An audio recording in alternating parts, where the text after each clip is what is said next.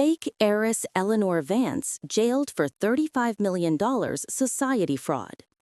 New York. For years, Eleanor Vance moved through the gilded circles of New York and Los Angeles society with an air of effortless grace and an origin story as captivating as it was meticulously fabricated.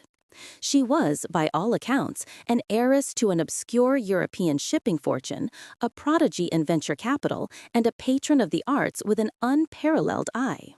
Her narratives were so intricate, so alluring, and so perfectly tailored to the aspirations of those around her that they became the most defining and, to many, the most devastatingly beautiful aspect of her persona. But beneath the shimmering veneer of inherited wealth and self-made genius lay a labyrinth of lies that ultimately unraveled, leaving a trail of financial ruin, shattered trust, and profound betrayal. The architect of this elaborate illusion was born Erica Jean Peterson in a modest suburban home in Ohio, a detail she worked tirelessly to erase from her carefully constructed biography. From early adulthood, Peterson harbored an ambition that far outstripped her circumstances. Friends from her college years, who requested anonymity due to the ongoing legal fallout, recall a young woman with a voracious appetite for knowledge, particularly about finance, art history, and the subtle cues of high society. She'd devour books on etiquette, listen to podcasts about generational wealth, and study the social pages like they were textbooks, one former classmate recounted. It wasn't just about fitting in, it was about mastering a world she desperately wanted to inhabit. Peterson's transformation into Eleanor Vance was a gradual, painstaking process beginning in her mid-20s. She meticulously crafted a new identity, one designed to be both aspirational and just elusive enough to deter casual scrutiny. Her European shipping fortune was vaguely attributed to a family line that had supposedly diversified into obscure, high-yield investments. Her educational background shifted from a state university to a series of prestigious but unverified online courses and executive programs at Ivy League institutions.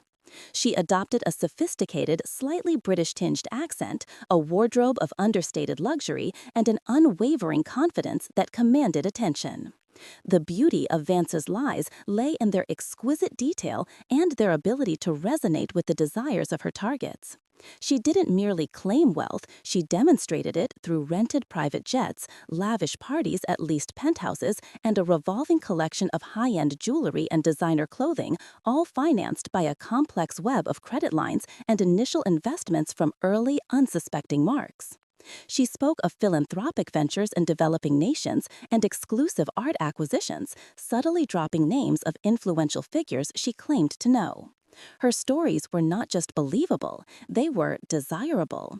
They tapped into people's fantasies of connection, opportunity, and access to a world of privilege.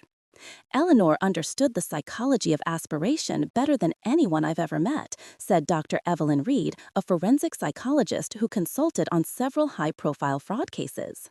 She wasn't selling a product, she was selling a dream. Her victims weren't just losing money, they were losing their belief in a future she had so vividly painted for them. The allure was in the narrative itself, the promise of being part of something grand, something exclusive. One of her most significant deceptions involved the creation of Aether Ventures, a purported boutique investment firm specializing in disruptive technologies and rare earth minerals. Vance presented Aether as an extension of her family's diversified portfolio, offering exclusive access to opportunities with guaranteed exponential returns. She targeted individuals who had achieved conventional success but yearned for something more. The tech mogul looking for the next big thing, the established professional seeking a discreet high-yield investment, the socialite eager to expand her influence beyond charity galas. Among her early investors was Marcus Thorne, a retired software engineer from Silicon Valley who had built a comfortable fortune.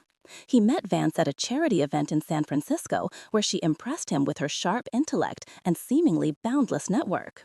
She spoke about quantum computing and sustainable energy with such conviction, such passion, Thorne recalled, his voice still tinged with disbelief.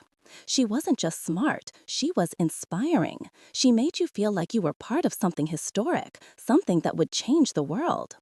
Thorne invested $2.5 million, believing he was securing a stake in the future. The funds, like many others, were immediately siphoned off to maintain Vance's extravagant lifestyle and to repay earlier investors, creating the illusion of returns in a classic Ponzi scheme fashion. Another victim was Sarah Chen, a gallery owner in Los Angeles who became entangled with Vance through a shared passion for contemporary art. Vance claimed to be assembling a private collection of emerging artists, promising Chen exclusive access to pieces and introductions to influential collectors. Chen invested hundreds of thousands in what she believed were rare acquisitions, only to discover later that the artworks were either non-existent, inexpensive fakes, or pieces Vance had briefly rented for display at her parties. She had an incredible eye, or so I thought, Chen lamented. She'd describe a painting, its provenance, the artist's struggle, with such poetic detail. It felt like she truly saw the art, understood its soul. It was intoxicating. Vance's ability to maintain these elaborate fictions for years was a testament to her meticulous planning, her persuasive charm, and her ruthless manipulation. She cultivated a small, loyal inner circle, some of whom were genuinely deceived, others perhaps willfully blind to the inconsistencies. She employed a rotating cast of assistants and public relations consultants who were never given enough information to piece together the full scope of her activities. Her social media presence was a curated masterpiece, showcasing a life of travel, exclusive events, and intellectual pursuits, all designed to reinforce her fabricated identity. The unraveling began subtly, with whispers and unanswered questions. Investors in Aether ventures started noticing delays in payouts and increasingly convoluted explanations for the holdups. Thorne, growing suspicious, hired a private investigator who quickly uncovered discrepancies in Vance's supposed European lineage and her educational credentials. Sarah Chen, after a particularly egregious delay in receiving a promised artwork, contacted a contact at a major auction house who confirmed that the artist Vance claimed to represent did not exist. The first public breach in Vance's facade occurred in early 2022, when a New York Society columnist, known for her sharp investigative instincts, published an article questioning the true source of Vance's wealth, citing anonymous sources who pointed to inconsistencies in her background. The article, initially dismissed by Vance's allies as mere gossip, ignited a firestorm of speculation and prompted a full-scale investigation by the U.S. Securities and Exchange Commission, the SEC, and the Federal Bureau of Investigation. Investigators quickly pieced together the truth.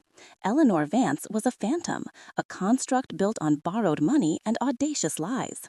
Her shipping fortune was a myth, Aether Ventures was a shell company, and her art collection consisted mostly of rented or cheaply acquired pieces.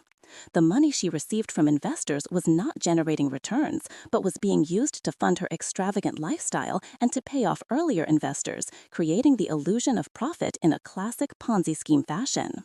In September 2022, Erica Jean Peterson, publicly known as Eleanor Vance, was arrested at a luxury hotel in Miami. She was charged with multiple counts of wire fraud, securities fraud, and money laundering.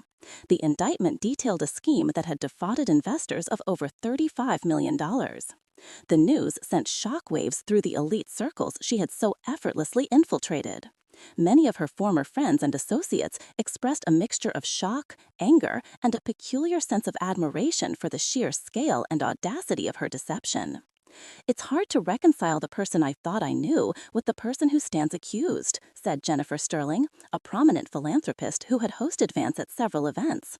"She was intelligent, charming, and always had a fascinating story. You wanted to believe her because her world was so much more vibrant than reality. The lies, in a strange way, made her more compelling, more beautiful, if you could call it that. It's a bitter pill to swallow." During her trial, prosecutors painted a picture of a cold, calculating con artist driven by insatiable greed and a pathological need for status. Defense attorneys, however, attempted to portray Peterson as a victim of her own ambition, someone who had simply gotten caught up in a fantasy that spiraled out of control. They argued that she genuinely believed she could make her fabricated ventures real, that she was merely borrowing time and money until her grand plans came to fruition. This defense largely failed to sway the jury. In July 2023, Erica Jean Peterson, 38, was convicted on all counts. She was sentenced to 15 years in federal prison and ordered to pay restitution to her victims, a sum that many believe she will never be able to fully repay. The judge, in delivering the sentence, noted the profound emotional and financial devastation Peterson had inflicted. The defendant built a life on an edifice of falsehoods, manipulating the trust and aspirations of others for her personal gain. While the allure of her constructed reality may have been powerful, the consequences of its collapse are unequivocally real and devastating. The story of Eleanor Vance serves as a cautionary tale in an age where curated online personas and carefully constructed public images often obscure reality. Dr. Reed suggests that Vance's success highlights a societal susceptibility to narratives that promise glamour, exclusivity, and effortless success. We are often drawn to the extraordinary, to stories that seem too good to be true, she explained. When someone presents a world that aligns with our deepest desires, it can be